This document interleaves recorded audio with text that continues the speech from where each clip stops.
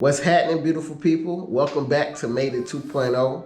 In this video, I'm pretty much going to be explaining how I knew I wanted to be an entrepreneur at a very, very young age, and how my entrepreneur spirit cultivated through the different experiences I've had. So it's pretty much like a story. Now, I'm not going to go into complete detail on everything I experienced, and that's unrelated to my entrepreneur, which I have a crazy, actually it's an amazing story. At the end of the day, most of anything that happens, bad or negative or positive, if you're living alive today, and you can find some joy in something that you obtained and something you have grown from, it's always good. So I just want to make sure that I want to start off by saying my condolences to the Floyd family. I'm telling you, I have never in my life seen the power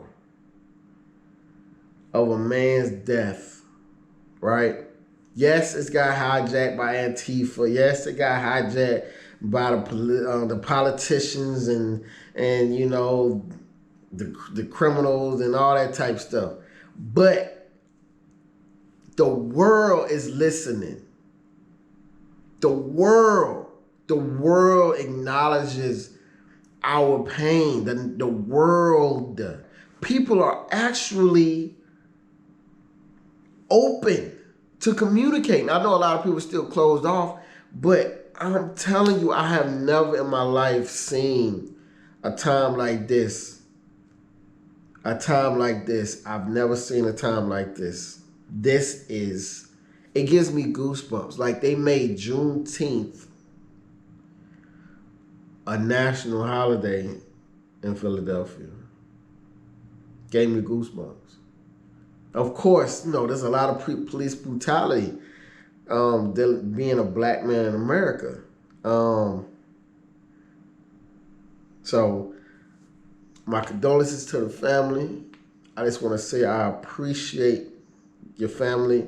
I appreciate how us as black people have came together to teach, to educate, to bring awareness to the issues. And I understand that it's a painful time right now. I understand that it's hard. I understand, you know, it's a lot of negative things that are happening, but most revolutions are always violent. Every revolution is violent. But to the hijackers, the Antifa, and you know, the political people, the leftists, the rightists, the Democrats, the Republicans, man, just mind your business. You know what I mean? Just stay out of it and stop trying to tarnish what Black Lives Matter means. But I just want to make sure I said that piece. So my father, right? So my father was in the military. He was in the Army. So I was an Army brat, but he got out when I was at a very, very young age. So living in Georgia, my dad opened up his first business. And so I honestly felt like, you know, from your parents, you reap what you sow through your parents. So because your kids and the people that are young can only imitate what they see or what they've experienced. You know, that's why it's always good to ensure that children are able to be inspired by the things that you do. Whoever, whether that be your cousins or your nieces, your nephews, and if you don't have any kids. So I make sure that's the point. You know what I mean? Because it played a bigger role on me than I thought. And I'm so appreciative of it. And I appreciate it. Shout out to your dad. Starting in Georgia, so my father had a business, and he did artwork. So he did, you know, like he did portraits, he did abstract art. He had a gallery in South Lake Mall. It was a pretty successful gallery. And my first job, believe it or not, was in South Lake Mall. But coming all the way back to the beginning, when the first point when I knew that I had that entrepreneur mindset, that entrepreneur spirit, was when I would say around 7 or 8 years old, right? So there was this commercial that used to come on TV back in the day, and it was a dude. He was on the beach, and he had one of those, like, radar detectors. You know what I mean? So he walking around, basically, beeping all over the beach. And next thing you know it, when the beeps get louder, that's how you know he was getting closer to something in the sand, on the dirt. So the whole point of that commercial was that if you buy a metal detector, you can go to the beach, and it could be just your hobby, and you can go around and you can, find jewelry, find things that people lose at the beach all the time, which I'm positive that is probably, a very lucrative side hustle if, you got time to do it, because I know it's time consuming. So I was always inspired by that commercial and ended up always wanting one. I never obtained one. I've never gotten one, but that's the first point that I knew that I had that entrepreneur mindset. So I ended up later becoming my own radar detector. How, I can't even put words to it, but so I would go into the woods. I used to stay in an apartment complex called Willowwick Apartment Complex in Riverdale, Georgia. And we had a woods in the back. So to get to the woods, you had to go under the fence, and I would just go back there and I would look for rocks, and I would dig, and I would, I don't know what I was thinking or how I was thinking. I don't even understand the logicness in it, but I did find some pretty cool rock. I ended up collecting all these different rocks, different colors, different shapes, and I was very, very passionate about the rocks, to the point that when my father, he was in the National Guard, I believe, he was doing something, and he ended up having to travel, and he went to Spain, right? So he went to Spain, and he called back from Spain, and he told us, he told me, when I talked to him on the phone, that he got me something, or he found an amazing rock, right? And I was like, I'm so excited. I was like, oh, that's great. I was super excited. He got back and he said, son, I lost the rock. Apparently it wasn't a rock. So I'm like, what in the world? How was it not a rock? So he's explaining this story that he went to the beach in Spain, and, I guess it's a whole bunch of pebbles. Like being in Europe, a lot of the beaches aren't really sand. A lot of the beaches are actually like pebbles and rocks.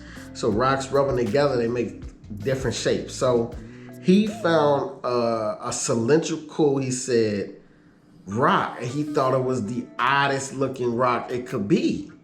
And he was so excited when he found it that, Jermaine's gonna love this different rock.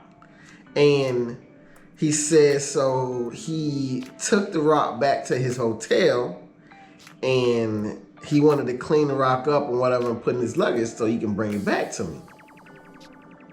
So tell me why he decides, I'm gonna wash the rock off, you know what I mean? And he puts it in the sink, and he's washing this rock off, and next thing you know it, the rock begins to crumble in his hands.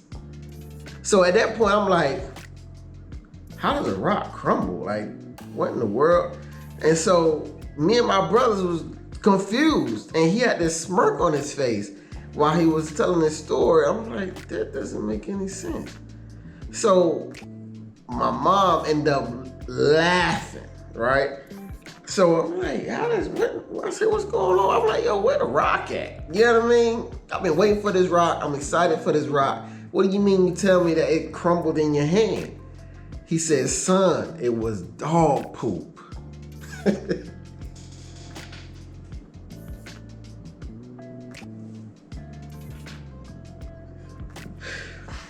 So we died laughing. When I tell you that was probably one of the most funniest points of my childhood, we probably laughed for like an hour straight, to that point where, you know, you feel uncomfortable and you just like, yo, I got to stop laughing. You got to get away from people and try to walk outside and just keep laughing. Oh my gosh, that was the funniest thing in the world. But that's how much I love rocks, you know what I mean? And my dad tried to come through with the come through, but that didn't really work in our favor. But, you know, I appreciate the gesture. I really, really, really do. Moving on, I say I sold my first piece of service, item, artwork. I have no idea however you want to put it, but I sold my first service when I was around, I would say about 10, maybe 10, 11. So back in the day, my dad, like I said, he was, you know, being a novice with art, you know what I mean? Like working on, he used to, you know, do these paintings of these little birds and stuff on little wood placards, and he would sell them. And so me seeing that, me being in school, you know, everything was like graffiti, you know what I mean? So I used to graffiti a little bit, and I decided to, you know, borrow some of my dad's, you know, supplies, like poster board paper. He used to have a bunch of it because he used to draw on it. So, you know, I'll take a sheet or two and I used to put it on this piece of wood, and I had a, so when I was in 11, 12 years old, I don't know what grade I was in, but I was 11, 12 years old. Actually, you know what? So when I was in the 6th grade, you know, when No Limit was hot, you know what I mean? It was like 99 and 2000, you know what I mean? So when I was in the 6th grade, graffiti and like that type of stuff was in. So I used to do a lot of graffiti. You know what I mean? I just taught myself how to do it. And I didn't really spray on the walls or anything like that, but I did every now and then. I have. But I used to draw it out, and people used to like what I used to draw, and they will want, you know, their boyfriend or girlfriends, or girlfriend or boyfriend, you know what I mean, like little couple pictures. So I came up with an idea to do a Minnie Mouse, Mickey Mouse, right? And then at the top of the Mickey Mouse would be the name of the dude. The top of the Minnie Mouse would be the woman of the dude. So I'll do like this bubble art type graffiti, super simple, super easy. But what I used was, so I had an old pillowcase that I found in the closet that had Minnie Mouse and Mickey Mouse on the sheet. So, and it was a big, like the pillowcase about this big, right? So Mickey Mouse head was about that big, Minnie Mouse head was that big. So I would take the piece of paper, put it on a cardboard, right? A piece of cardboard that's big enough to fit in the sheet. So I would take it all the way in the sheet, and then I'll sit it down, and then I would trace out the picture of Minnie and lightly trace out the picture of Mickey Mouse, right? And then I'll pull the sheet off, and then I'll finish in, and I'll color everything in. And then I'll tag bubble, you know, the name of the dude and the name of the girl. And then I'll sell it for $5. $5. So that was the first time I ever made money off a service I provided, or, you know, so a little hobby and whatnot. I think I probably did maybe like 20, 25 of them. I did a lot of them. So it was pretty cool. It was pretty dope. And then when I went into 7th grade, you know, it was like, you know, you gotta be on some cool stuff. You know, doing that type of stuff ain't really like in. So I didn't really care for doing it anymore, even though people asked me, I'm like, no, I don't do that anymore. So I didn't. I stopped doing that type of artwork or that type of, pictures for people. When I was 13, my pops, he asked me one day, like, what do you want to do? You know what I mean? I told him, I said, I want to be in business. I want to be a tycoon, or, I want to be in stocks. He's like, do you know what stocks are? I said, no, I don't. I have no idea what stocks is. So my dad took me to a brokerage, and he sat me down. Actually, I was 14 years old. And he sat me down with the broker, and the broker asked me, like, so you want to be a stockbroker? I said, yes. He was like, okay, so you want to get into investment? You know what investing is? So he gave me a little synopsis of what it is, you know what I mean? Which, shout out to Robinhood. If y'all haven't really checked out Robinhood, make sure you get a Robinhood account. Right now is the best time to get in stocks. I literally almost tripled my money, and it's been only 3 months, right? Because right now, with the coronavirus and the pandemic, a lot of businesses and whatnot, and the stocks for these businesses have failed dramatically, but they will come back up. Like Delta, all these airline companies and these cruise liners, like people are gonna get back to regular life, and those stocks are gonna come up. So you have to take the opportunity, take that money out of savings and put it in some stocks. I'm telling y'all, okay? Check out Robinhood. Super, super easy app to use. A friend of mine put me on it, and it's pretty dope, right? So make sure you go do that. But explain to me what he ended up explaining to me how stocks work. And he said, okay, so this is what I need you to do. I need you to go save about $1,000, right? Get you a job and get $1,000. And I think that's the main reason why I went and got that. I wanted to get a job so quick at Dairy Queen. That was my first time talking to him, or talking to a broker. I wanted to get into that, you know what I mean? And my dad took me there, and I had got a little bit of exposure talking to one. I haven't really dabbled in any of it other than, using the app and buying a little stocks here and there and learning it. I'm still learning it and whatnot, doing calls and options and whatnot, which is very, very profitable. I'm telling you, very, very profitable. Got time, look into it. Lastly, there's one more story that I ended up doing as an entrepreneur spirit. So when I was doing artwork, right? Not necessarily artwork, when I was doing graffiti and whatnot, I had a pretty good penmanship. I had a pretty good hand when it comes to the pen. And my dad said, you know what? Have you ever thought about calligraphy? And I didn't even know what calligraphy was. I ended up going to get a book. And the book was like a calligraphy kit. And it came with its own pen, it came with its own dip ink, it came with like little tutorials. And a little small, little cheap book. And I started practicing the little calligraphy thing.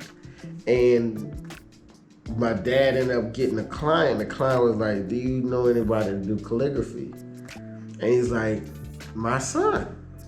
So I ended up I only did one though. I didn't do multiple pieces, but I ended up doing one piece of calligraphy for a lady. And when I tell you, that is challenging. It is challenging. It's hard. I think I redid that piece of paper at least 30 times.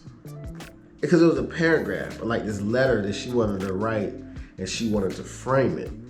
And I would do the entire paragraph good, and then that last sentence would just have mistakes. And I had to start all the way over. It was so time consuming. I absolutely did not want to be in calligraphy anymore. So that was the last time.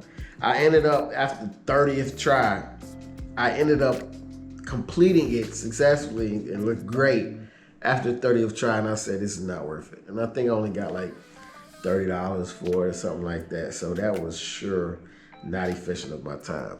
After that, I started getting into Photoshop. I ended up doing photo restoration. So photo restoration, you take an old photo like back in the day. Nowadays, it's not really like old photos anymore because everything's digital.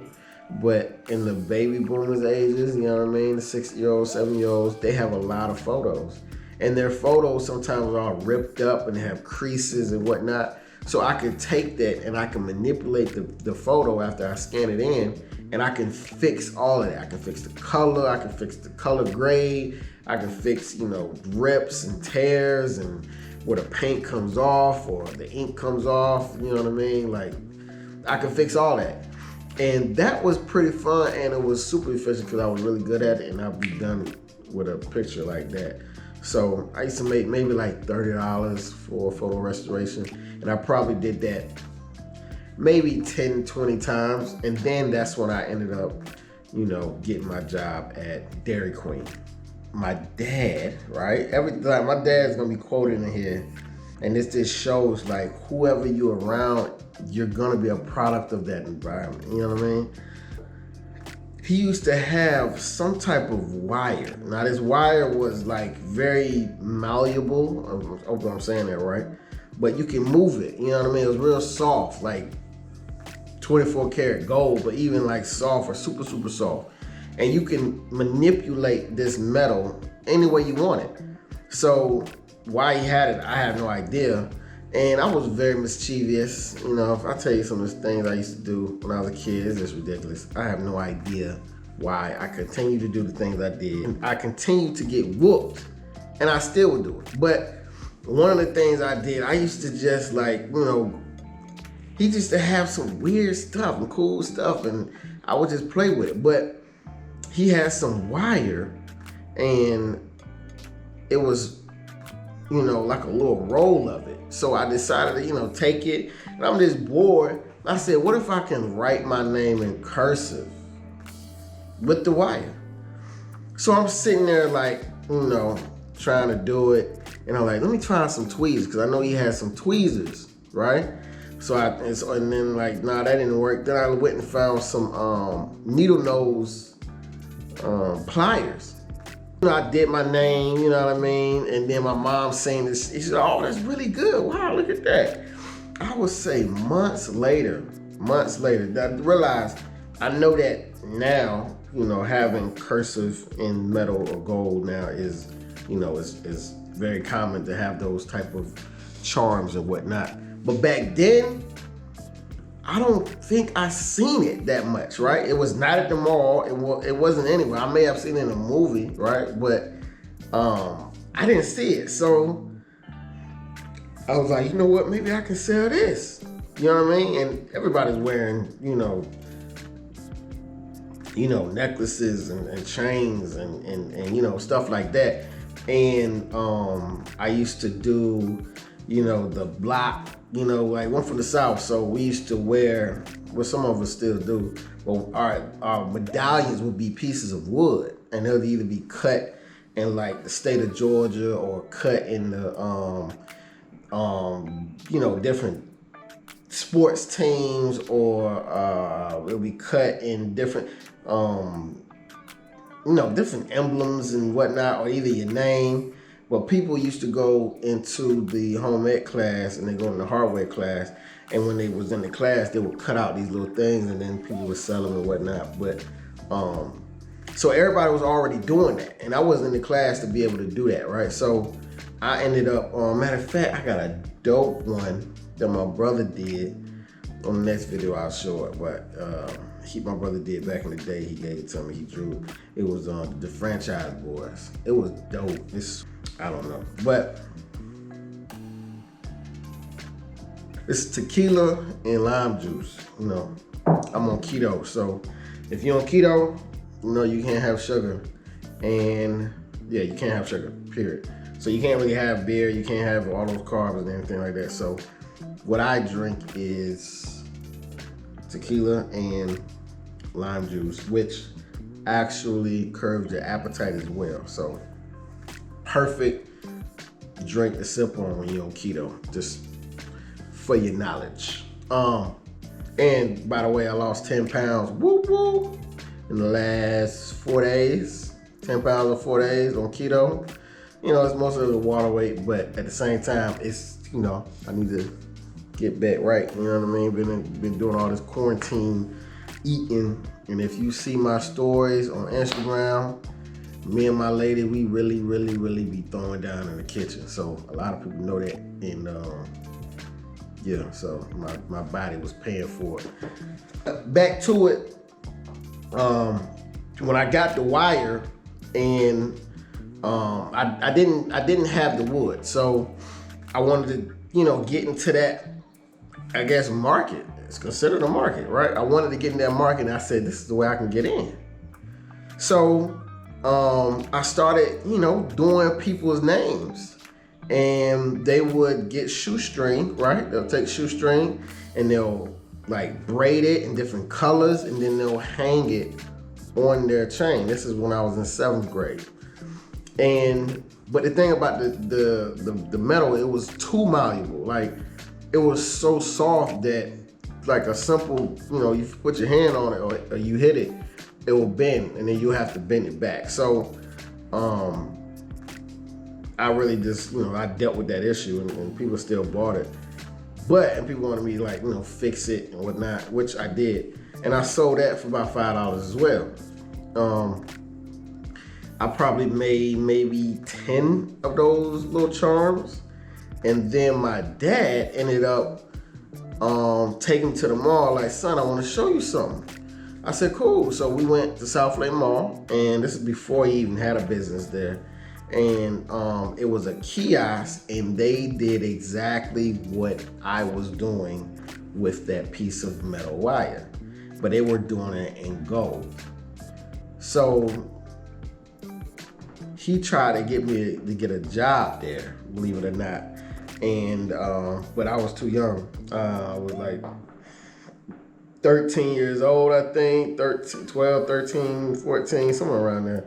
And I, even with a waiver, I couldn't get a job until I was 15. So he was like, man, you just got to come back when you're 15, So, but now, hindsight, those are like, just seasonal type of businesses that people, put up, make a little money, and then they, close them out. So that was my second instance where I already had that entrepreneur mindset, you know what I mean? And I was, 11, 12, 13, in the 7th grade. And then later on, when I got in the 9th grade, I officially got my first job. And that first job was at Dairy Queen in South Lake Mall. It was a cool experience. It was a good experience for me at a young age, working for somebody and, learning customer service and learning how to dip an ice cream into the chocolate and then flip it back up without it falling in the ice cream, which was highly challenging. I believe it or not, I'm telling you, it's not as easy as it looks. But once you become a pro, you can just be dipping and dabbing, you know what I mean? So I worked there for maybe about a year. So I got fat. I decided not to play sports. I wanted to play sports, but I decided to make money instead, you know what I mean? Because I was very passionate about football. And I said, you know what? I'm just gonna work. So I remember when I was in 9th grade, I was the only dude in my class that had a cell phone. It was an old school Nokia cell phone. And for all the 80s babies out there, y'all know you got all the lights and all that. I didn't really have all that, but I used to swap it out every now and then. But had the Nokia joint, and being 15 years old with a cell phone back in that time was super duper, lit for real. Yeah, it was cool to experience that. And I always had money. So we used to play this game called Big Bank, Little Bank. If you're not from the South, you probably ain't gonna understand it, or you probably ain't never heard of it. I don't know, maybe you have. But Big Bank, Little Bank is where, between you and your friends and, and people that your acquaintances or whatnot, when everybody cool and everybody chilling or whatever, at school or either at a game or whatever, and somebody, be like, hey, Big Bang, Little Bang. So you can choose to play if you want to play, right? So what it is you have to pull out all the money out of your pocket. And if you got more money than the other person, then you get to take half his money. It's called Big Bang, Little Bang. So that's what we used to do. Everybody had their own ways of doing Big Bang, Little Bang. Or people used to play Get Like Me. You know what I mean? So it's a lot of different things that we used to do. I used to take a lot of kids' money, a lot of people's money. So so I made a lot of money doing that. So I don't even know if that's legal, if that's gambling. It's pretty much gambling, but that's another way I made money when I was 15 years old. Big Bang, Little Bang. I ended up joining the military, going into the Navy. And in the Navy, man, I really didn't do anything business-wise or entrepreneur, I would say, until I met one of my coolest homeboys, best friends. His name was Rashad. Dude from New York. You know, I know people know how people from New York is, you know, real live hustler, you know what I mean? So we connected and we actually started our first business, and it was called Electronomics. Back in the day, internet e-commerce wasn't really that big. It was, but it was kind of, you know, it was just in its beginning stages. And I came across this Asian guy in this website called tradekey.com. I'm not even sure if it's still there. I'm gonna check it out. But it's called tradekey.com. It's like a forum. And it was like a connection between regular people and manufacturers, I guess. And he would send stuff to me from this website that he worked for, which was called Shop Kami. So it was something in the reference of like how Shopify and how, you know, AliExpress, kind of like that back in the day, before it's so big now, which, you know, at the end of the day, clearly, you know, the universe is showing that I was already on the right path. You know what I mean? The fact that I was doing this, you know, 10 plus years ago, and didn't really know what it would be nowadays. I was sidetracked, but anyway, but here is an old pamphlet, you know what I mean, back in the day. It's called Electronomics. I came up with that name, Let Us Upgrade You. This is what we used to sell our equipment, sell our items. It was more like electronics and TVs, drop down TV screens, and because that was really big back then, you know. So when we had some really competitive rates, looking back at it now, it's like, you know, that's some pretty expensive stuff, you know what I mean? But yeah, so this was the first business. We probably made, you know, made decent money the first 3 months when we opened it. And here's the back. Our mission statement.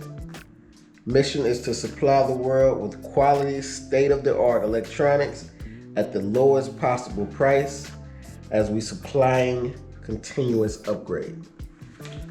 Shout out to Rashad, that's my dog. He's doing real successful. He's getting into real estate, so we got his first property, and he's doing remodels and stuff like that. So shout out to my dog. So, but even still, we opened up this company and we mainly put it out to the people that we work with, and they bought it. You know what I mean? They bought some things, and it was on deployment. While we were deployed on a ship, we started selling items. And when we got back, we wanted to scale. We wanted to get bigger, right? But we was already leaving. So he decided to get out of the military off the strength of our company, believe it or not. That's how much we believed in it. And I was already re-enlisted. I just had a baby, had my first child. And we ended up going to Hawaii. So I got a station to Hawaii, he came, and we started pushing the business. You know what I mean? We was, you know, trying to get on a radio station. We would go to clubs and get them to put it out. You know, shout out Electronomics. Hawaii ended up having a lot more fees because it is an island way out in the middle of nowhere. So the cost of shipping was ridiculous.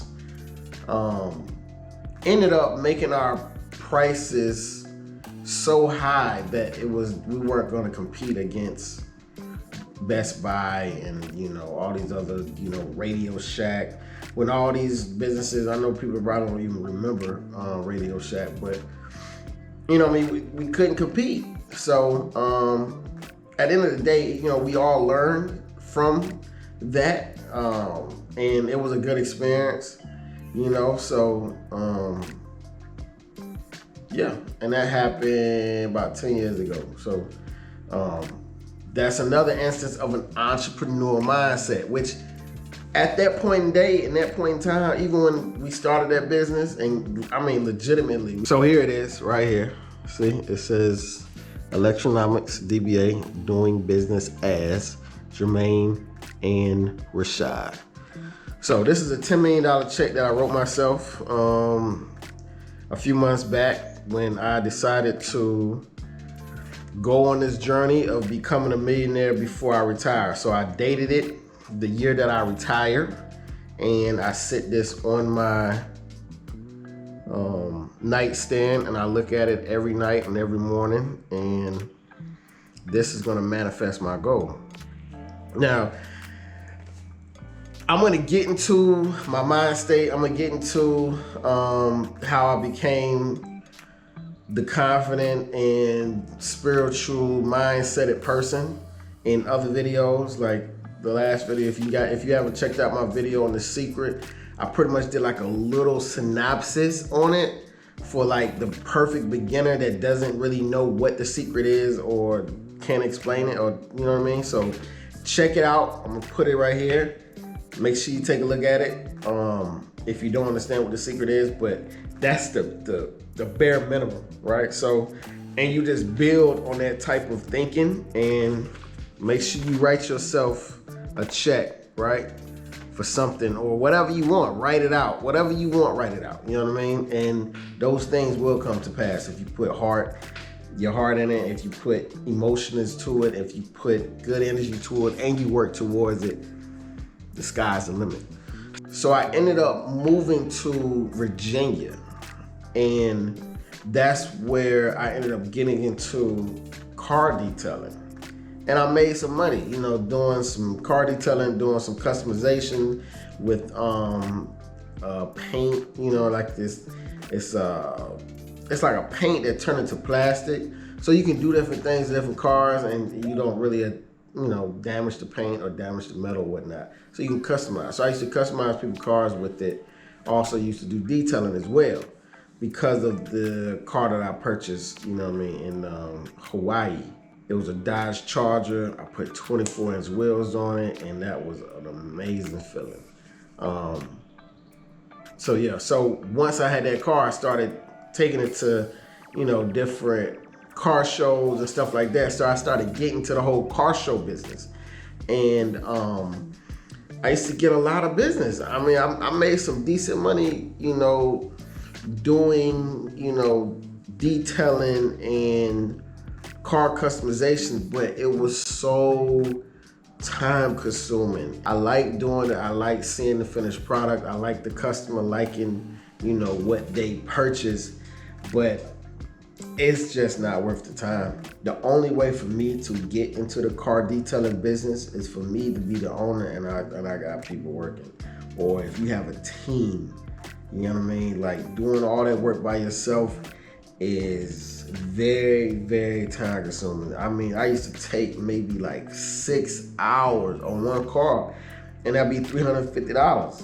Yes, it's $50 an hour, but that's too much work. And sometimes, you out in the elements, usually I'll be at, I would take it to a car wash, you know what I mean? The coin car wash. I would take it there, I'll take the vehicle and take it there, clean it, wash it up, and then I start detailing it. I'm talking about wax, I'm talking about clay bar, I'm talking about the whole nine. And $350 is a lot of money to make in 6 hours, but it wasn't time efficient. just wasn't worth it. So I ended up getting out of that. And then I went on another long stint of like no entrepreneur ideas. I was just grinding at my work, grinding at my job, you know what I mean, making rank in the military. And yeah, so I didn't really do anything entrepreneur-wise from that point on. Until I came here. And out of all the breaks of me having these little entrepreneurial ideas, little entrepreneurial waves that I used to catch and I would go with, the longest frame of not doing anything in the entrepreneur mindset was from my last one, which was the car detailing and now. And that was maybe 7 to 8 years. And I think the main reason why I just let off was because, you know, I just felt like I just needed like startup money, you know what I mean? And I needed startup time, but I couldn't really, you know, give the time because I've already had commitments you know, in the military. So it was frustrating, and that was very challenging to think that, you know, maybe I'm not going to be successful as an entrepreneur because, you know, the things that I've done weren't necessarily successes, but I don't believe in the word failure anymore. So, but at the same time, I feel like all those things were learning experiences. But at that point in time, the way my mind was set up, I considered all them failures. So I decided, you know what, maybe it's just not for me. And what my goal ended up being was I wanted 3 retirement checks. I wanted to retire in the Navy at 20 years. Then I wanted to go from there and go into a contracting company as an IT, which that's what I am, I'm an IT. And I would do that for 10 years. And then I would retire from that. And then I would go back into DOD and do another 10 years. And then I'll retire. So that was my original plan. But thinking about it, that's 40 years, or that's 20 years in the Navy, another 10 years as a government contractor, which still working in the government, but you're civilian, and then a DOD IT, another 10 years. So that's 40 years, right? I joined the Navy. I joined the military when I was 19. So basically 20 years old plus 20 years is 40. So I retired 39, 20 in the Navy, right? Add another 10 years to that is 50 years old, right? Add another 10 years to that is 60 years old. So that was my plan. I would tell everybody my plan. I had, you know, which I still have some of the certs. Some of the certs I let expire, but, you know, I had over 12 Microsoft, VMware. I had all these different certifications in the civilian world that completely translate over to the civilian world. So I can get out making 100K super, super easy. And that was what I was going to do. I've kind of like had an idea of maybe opening my own contracting company, getting my own great ITs, and ended up, you know, putting in bids for, you know, government contracts and stuff like that. But that was gonna be down the road, but that would have been like the last thing I would have did. But then I started thinking like, it has to be more. Like it has to be more. Like there's people in the world that are not planning their lives to have a job. And I can't control where I go while I'm being in the military, which I've gotten used to. But even if you get a regular job, or even if I get a regular job or a contracting job, I'm still restricted. That restriction of being in a place and I can't travel where I want to, the restriction of taking leave, or I have to request to go here, or I have to request to go there because of the clearance that I have and all this it's all these restrictions, right? So I say, you know what? I want to be able to create a future where there are no restrictions, where it's complete freedom. Freedom to be able to take my kids to Colombia and then go from Colombia to Milan, but I can still work because nowadays everything is Wi-Fi. All you need is Wi-Fi and a laptop. So I would say while I got here, I was still in the old mindset of having 3 retirements, which, you know, doing all the numbers, it would have came out to roughly, you know, me making $8,000 to $10,000 a month, 100% retired. Get up in the morning, that's what I'm making a month, right? Is that good money? Absolutely, right? But is it worth the time? No, it's not worth the time. I understand a lot of people feel like, you know, having security is the most important, but being in a secure situation sometimes really holds you back. It really restricts you. It really controls your life. If you're constantly thinking about the restriction of not having, you know, an income without having to, you know, punch a clock, it's different. Freedom is being able to do what you want to do, when you want to do it, how you want to do it, where you want to do it, and with who you want to do it. The only reason I would get a job, which, you know, I'm not saying I wouldn't get a job when I retire, even though I'm a millionaire or whatnot. There's a lot of millionaires have jobs, believe it or not. So please understand this. Being a millionaire is having a lot of wealth, right? But that's in assets and that's in liquidity as well. So because you're a millionaire, it doesn't necessarily mean you have $1 million, if that makes any sense for some people. To be classified as a millionaire, all you need is $1 million in assets. Houses or cars, or not necessarily cars, but anything that appreciates with value, right?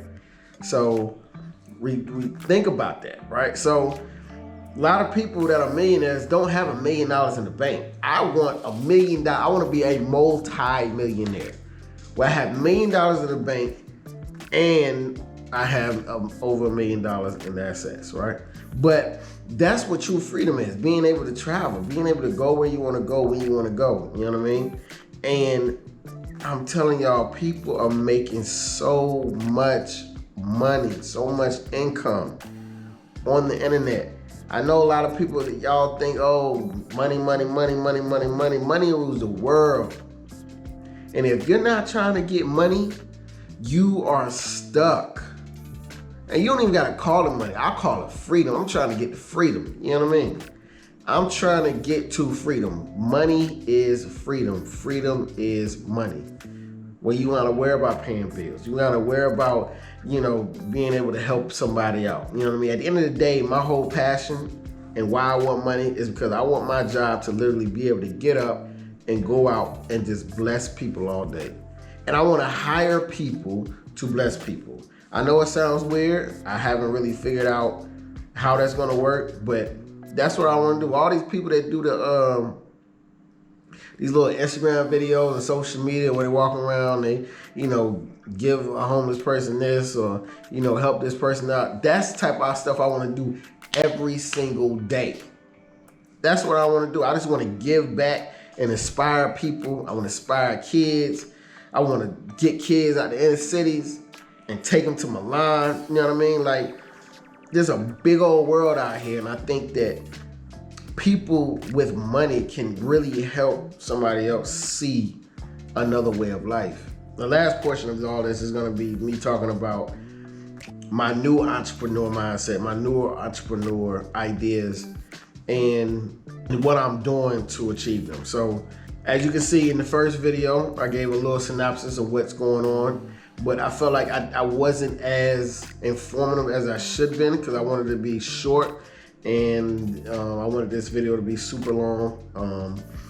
Trying to figure out the YouTube algorithm, so that's why I'm doing different type of videos. But I want to ensure that y'all understand that my channel, yes, it's going to explain, what I'm doing, like, getting a business license or open up my Amazon FBA account, working on my products, getting domains like websites, which I just bought yesterday. I got a video on that.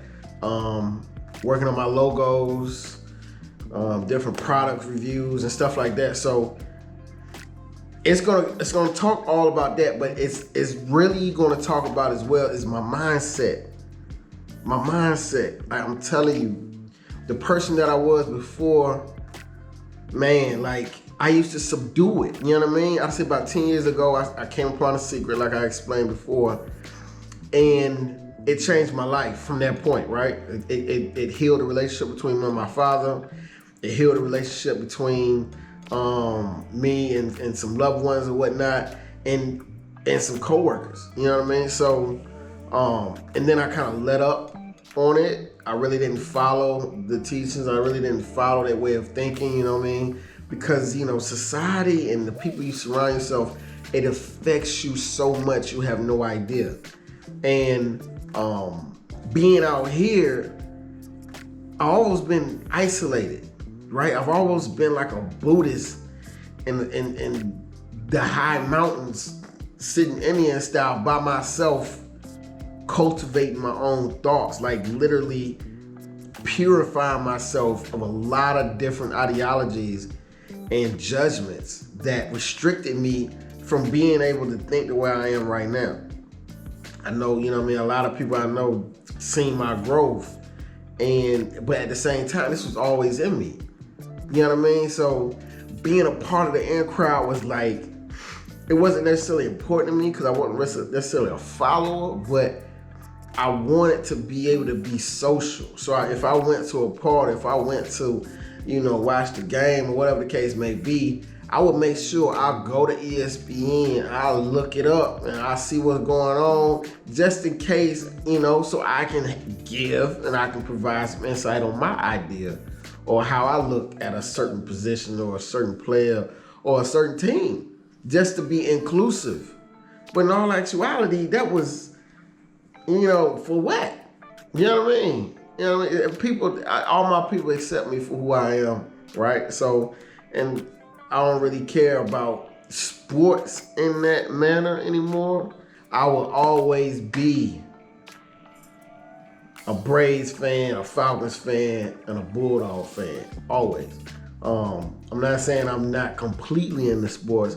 I'm just saying it's not prioritized as much, you know what I mean? Because I don't have to really go to all these different parties. I don't have to go all these different places where we're talking about all that type of stuff, you know what I mean? So when I get back to the States, it's not really feasible being out here as well because of the time difference. It's like 6-hour time difference. You got to stay up at 3 o'clock in the morning to watch a game. I can't do it, you know what I mean? Or you got to rewatch the game, you record it, but then on social media, everybody already talking about the score. So I just pretty much fell back. Me being isolated over here, I really changed for the better, right? And I've been able to hone in on my true identity, my true success, and my true ability to achieve. And that probably was the hugest blessing. And I didn't even want to come here, but at the end of the day, the universe, God put things and obstacles and stuff in your life for you to grow. You have to take all these different things that may be uncomfortable at that point in time, but it's a reason, right? And it's a choice to look at these things in a more positive mindset or a negative mindset. You have the ability to choose in your life. You have free will. Make sure you're making decisions that benefit you in the long run.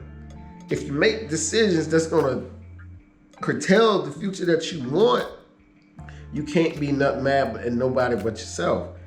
But why make those type of decisions? You know what I mean? So you have to accept that every consequence that comes with the decision as well. You know what I mean? So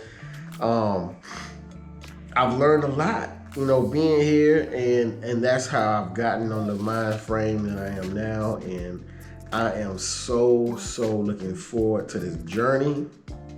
And I know I will be successful. I feel it. I literally get goosebumps. I'm telling you, I be having dreams about board meetings and selling this and helping this and helping people. Like, I'm telling you, like, it's amazing. You know what I mean? And I haven't even started meditating. Meditating, I know for a fact it was going to be a huge impact on my progress through my life. It's going to be huge. But at the same time, I just haven't really figured out that time. See, I'm not perfect. You know what I mean? I'm still working through, you know what I mean? But, I'm going to start meditating a lot more, right? And that's going to be able to quiet all the noise of the world, right? So thanks for watching my video. I'll see you on the next one. Peace, love, and joy.